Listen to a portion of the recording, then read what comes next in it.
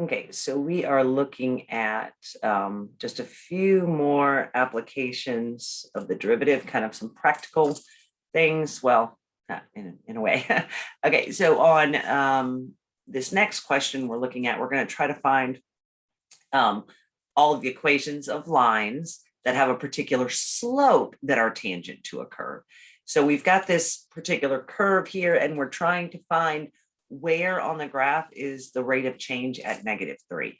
So that would be, I mean, again, depending on what you're talking about, it means for every, increase in time or whatever your x is, there is a decrease of 3 in your y value. So where on the graph does this happen?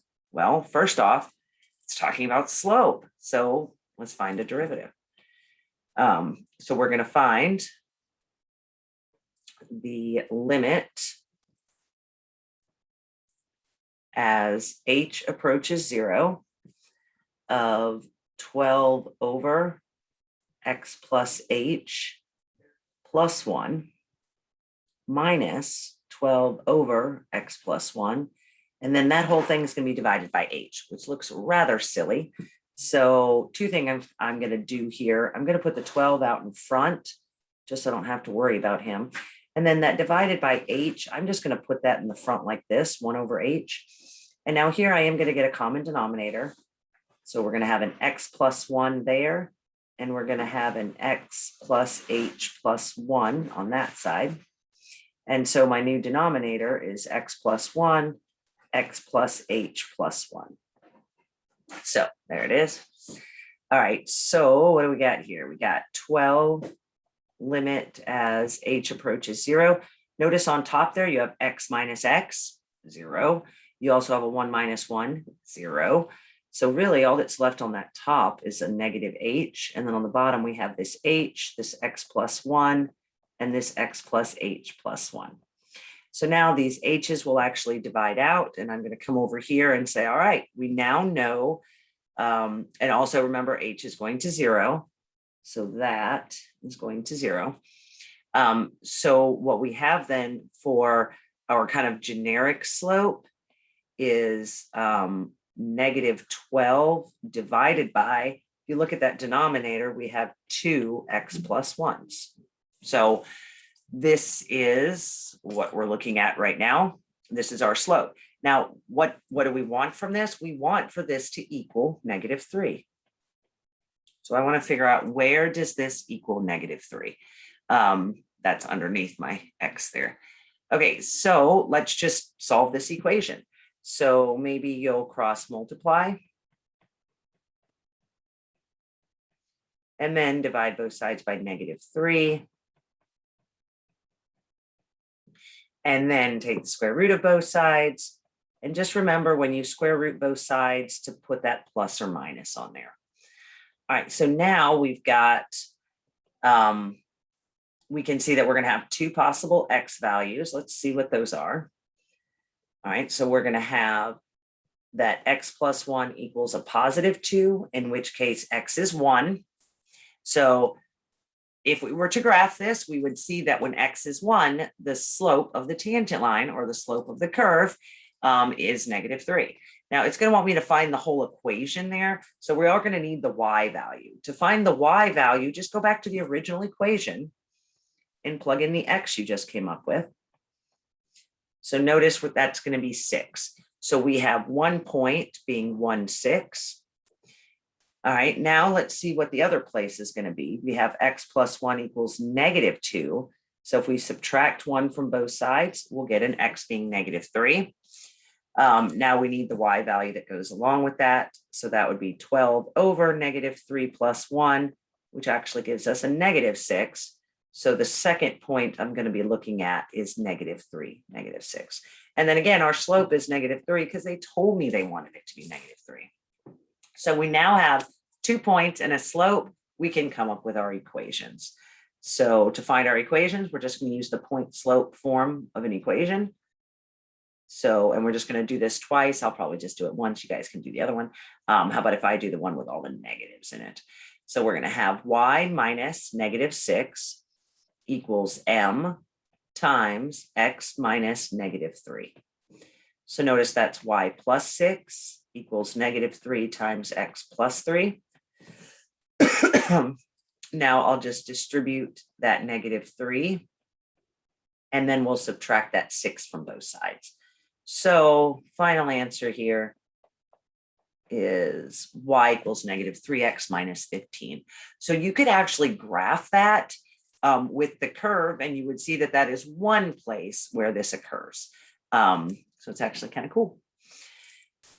All right, and one more problem. There is a second part to that one. Just do the same thing, but with that point instead. All right, so let's look at this last question here, number 8. And this one says that we are trying to find the rate of change for the volume of a ball, so for a sphere, with respect to the radius when the radius is 4. So one thing that's really cool that I don't know if you've kind of grasped yet, but we're looking at any type of ball whatsoever. You've got a sphere, the volume of a sphere is 4/3 pi r cubed. If we take the derivative of that equation, then what we have is the slope of the curve of for the volume, not of the sphere, that would be a different calculus. But what we'll have is you've got this volume function, we've got the derivative. So the slope of the tangent line at any point for this volume. So regardless of what kind of ball it is, regardless of how big the ball is, regardless of how small the ball is, if you've got a sphere, its rate of change in volume with respect to radius always comes from the same equation. So if we find that equation, we now know you throw any sphere at me, I can tell you how its volume is changing with respect to the radius. Okay, not over time, that's another thing. This is how the volume changes with respect to the radius. So an increase of, say, 1 unit in radius is going to result in what kind of increase in volume? Well, we're going to find out. So let's find the rate of change for the volume. And I'm actually going to write this in kind of the notation that'll really get us to see that. So change in volume with respect to radius. Okay, this is going to be the limit as h approaches 0 of 4/3 pi r, so r plus h cubed, minus 4/3 pi r cubed, and then all divided by h. So now one thing I'm going to do right off the bat, that 4/3 and that pi, those are just constants. Remember, pi is just a number. So it's going to be a lot nicer if we just go ahead and pull that out to the front. And then we've got the limit as h approaches 0. Now we've got to cube this guy.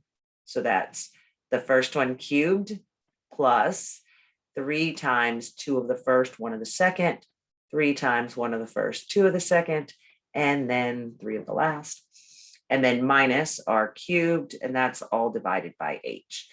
So as has been happening, notice we get this r cubed minus r cubed, which goes to 0. So we've got that dv over dr, our change in volume with respect to radius, as radius changes, is going to be 4/3 pi. And then we can actually kind of just do this at once, if that's okay with you guys. There's an h in the denominator, so that means I can pull 1 h from everyone up top. It'll look like that. So we've got the limit as h approaches 0. We now just have 3r squared plus 3rh plus h squared. But remember, h is going to 0. So that is going to 0, and that is going to 0, which means ultimately we have 4/3 pi times 3r squared. 3's divide out, and we have 4 pi r squared. So kind of nice. So we have just figured out that regardless of the size of your sphere or the material it's made of or anything else, change in volume with respect to radius is always given by 4 pi r squared. Okay, now we just happen to want to see what's going on with that when r is 4. So if we evaluate this at r being 4, we'll have 4 pi 4 squared. 16 and 4, I believe, is 64 pi. And again, this one doesn't have units with it, but if we were going to answer this in units, it would be something along the lines of, 64 pi cubic feet per, I don't know, inch. Maybe we have the radius in inches. So what would one little increase in that do? It would do this. So anyway, it's just kind of neat. So now any radius you want to plug in, you'll see how the volume will change by or when the radius is a particular thing.